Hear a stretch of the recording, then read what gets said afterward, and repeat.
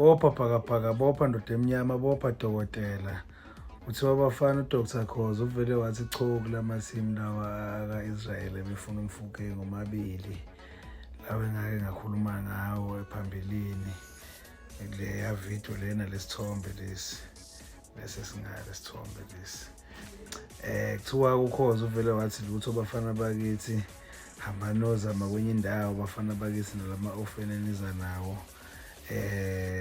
Kodwa-ke iPirates namhlanje i-announce u-Apolis. So ngoba i-announce u-Apolis idlala iposition eyodwa noMofokeng.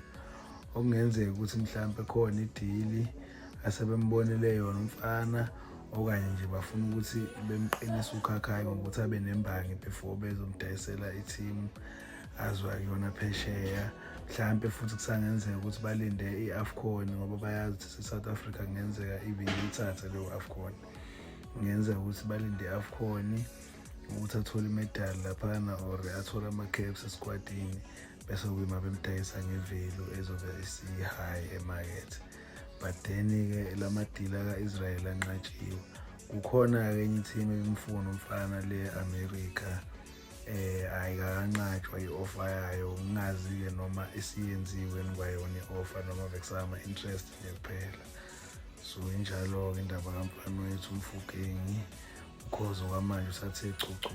Kodwa-ke iwindi lisanda kuvuka sazi ukuthi uzala ngomuntu bafana bakithi.